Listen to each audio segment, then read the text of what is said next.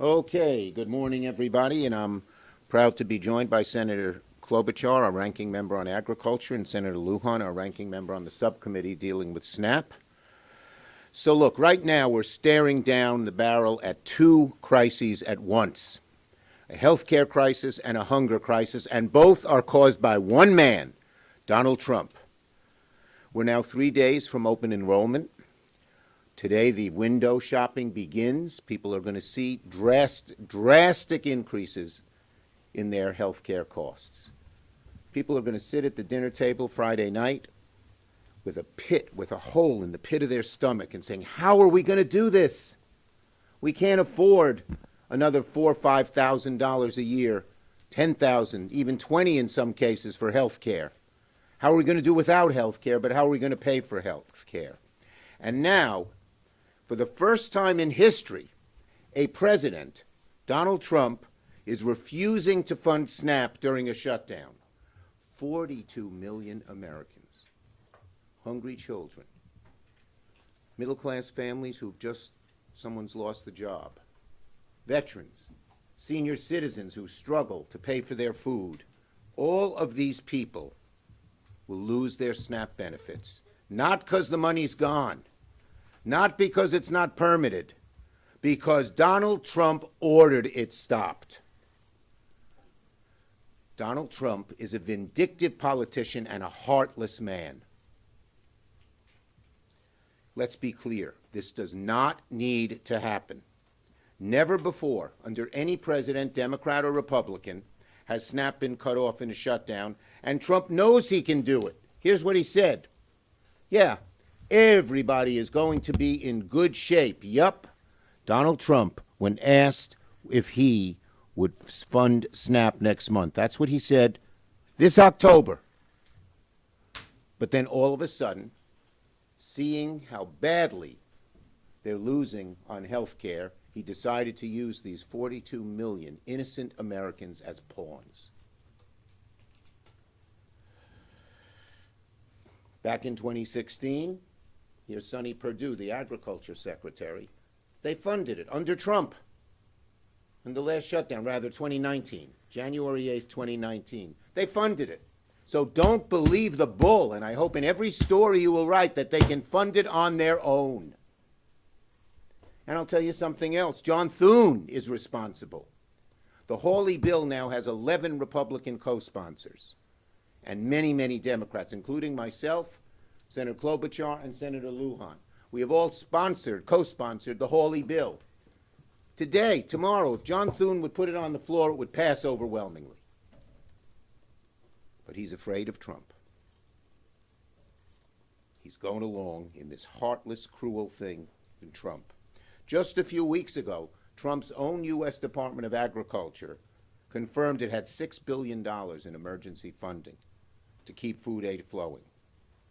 When asked about SNAP at that point, here's what he said. Yep, everybody's going to be in good shape. That means he's got the money, folks.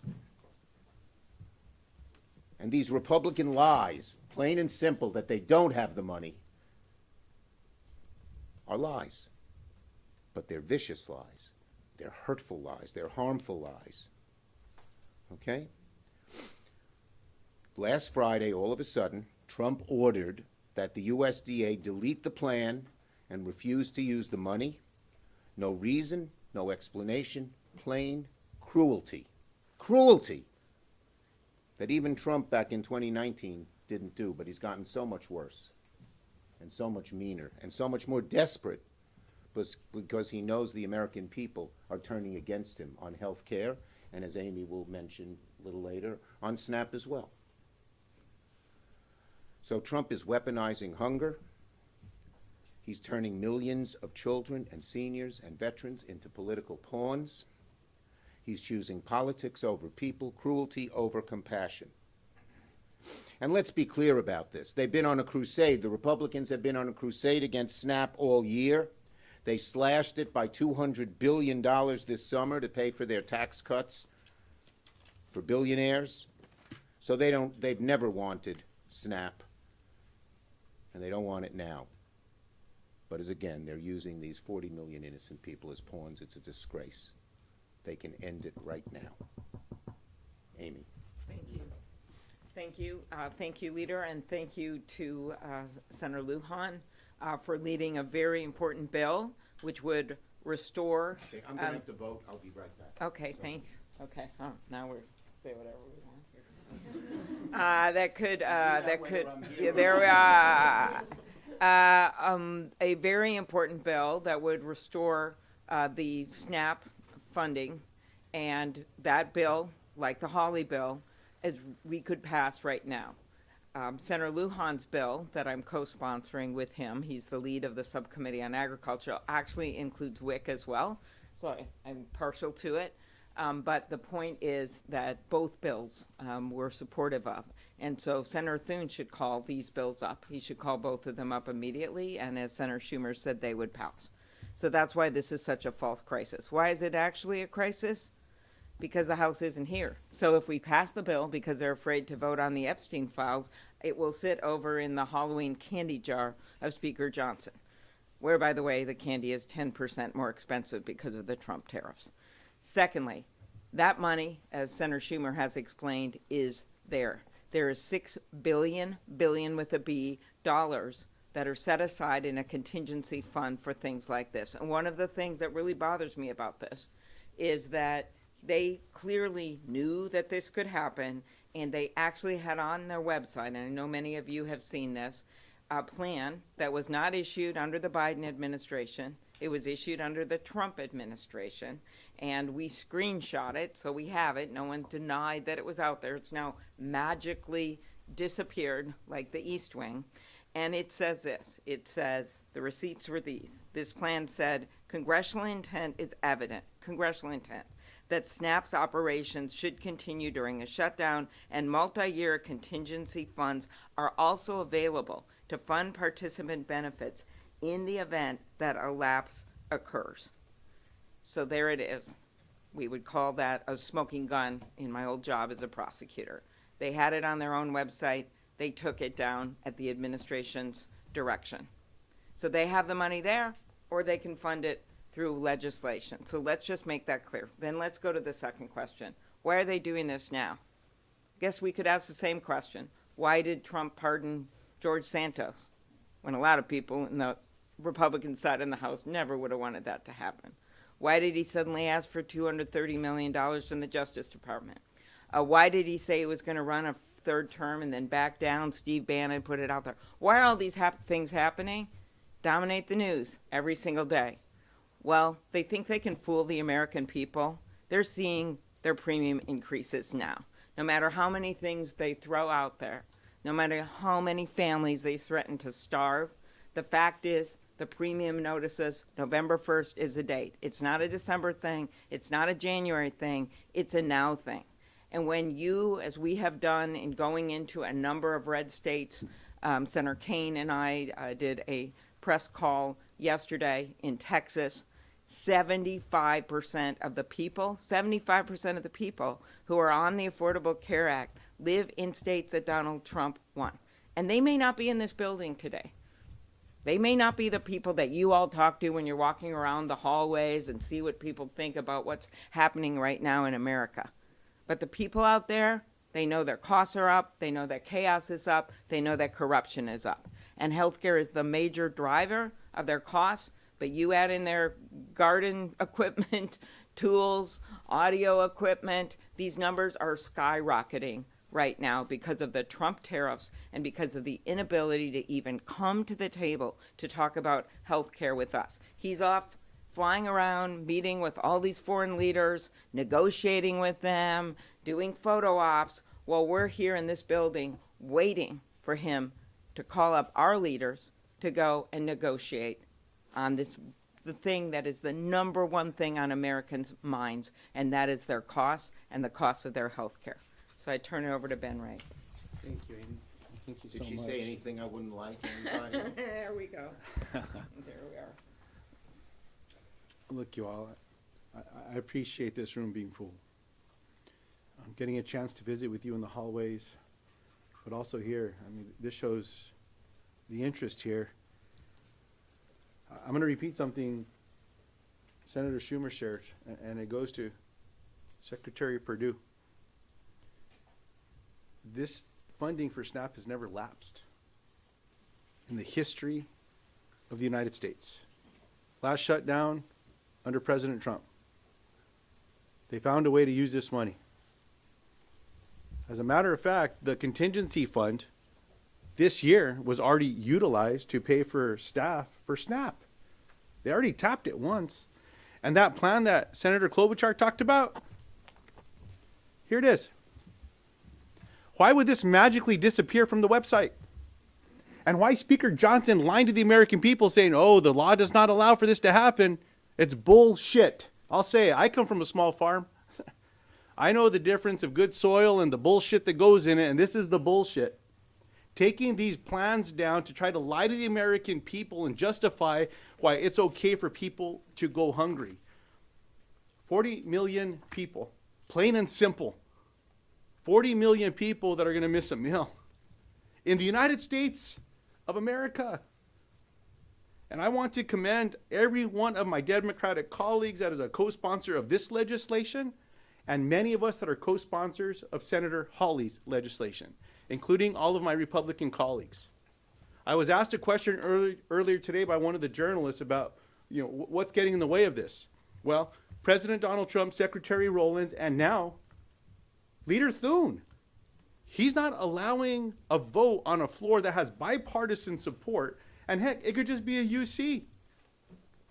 Which Republican's going to stand up and object to their constituents eating? And by the way, while New Mexico is at the top of the list of states that will be impacted per capita of SNAP beneficiaries, Louisiana's in the top 5. Third. I'll remind you the state that the Speaker of the United States House of Representatives is from. I hope his constituents find him. I hope the Republican colleagues, I think Leader Schumer, you shared with us, it's 75 now. 75 House Republicans that have told the press something has to be done to prevent health insurance premiums from doubling. They should come to Washington, D.C. They don't need to wait for the Speaker to invite them. Come down here. Let's get together. If the Speaker doesn't want to get in a room, how about the rest of us get in a room? I'll close with this. Chuck, as I turn this back to you. We had a governor from New Mexico, Bruce King, cattle rancher. And he always used to tell folks, if you can't come up with a solution, sometimes you need to lock them up in a barn until they come up with the solution. Well, Mr. President, come back from jetting around the world, get back to the White House. President Trump said it's up to a president to prevent a shutdown. He said it does not bode well for presidents if there's a shutdown. Well, come on back. Bring everyone back. Let's get this done. But in the meantime, all that needs to happen is for Secretary Rowlands to say, no, we're going to use this fund. We're going to pay people food. Or we're going to pay for this program to get people food. It can happen right now. There doesn't even need to be a vote. But if they want to vote, bring one of these bills up. I'm confident it'll pass the Senate floor. Maybe that'll force House Republicans to come back. Okay, questions on this subject first? Yes. You've said that there are legislative solutions, obviously. You said that the administration should tap into the contingency fund, but come the weekend, if SNAP does run out, tens of millions of Americans will go hungry. Are you getting a sense from your Democratic colleagues that the pain of that and other aspects of the shutdown might outweigh this fight? My Democratic colleagues are united in the fact that Trump and the administration can do this, not this weekend, tomorrow, today, right away. Every Democrat is a sponsor of Lujan's bill, and that's how we feel. Yes. Thank you so much. Irrespective of the dispute on whether USDA contingency funds can be used for SNAP benefits. It is not, wait a minute, excuse me. It is not a dispute. It is fact they can use it, and the Republicans say it. Okay, but there's, only 5 or 6 billion, and it's not cost $8 billion monthly just to administer. I mean, if anything, it would only last. It does not cost $5 or $6 billion to administer. There's enough money to start feeding people right away. $6 billion's a lot of money, and they're using it for other things. $20 billion for Argentina, hundreds of millions for Kristi Noem's plane. Who are we kidding here? Yes. What happens once it runs out? If it only lasts 2-3 weeks, do Democrats fold then? The bottom line is they can fund it just as in 2019, just as in other shutdowns, for a long period of time. And they also, if Go the ahead. contingency fund, which is $6 billion, which gets you nearly a month, 3 weeks, runs out, then they can pass Senator Luján or Senator Hawley's bill, both of which we support, we know that there'll be 60 votes for that. Why aren't they calling it up? They're not calling it up because the House isn't here to pass it. That's the way it works. The House would have to come here. They probably would have to vote on the Epstein files, but they're choosing to let kids go hungry instead of having to vote on the Epstein files. There's no doubt about it. They have been out for 6 weeks on vacation. Just think, if they have all this money for Argentina and all this money for other things, they have enough money to keep funding SNAP, and they know it. And I just want to say what Luján said. Johnson just lies.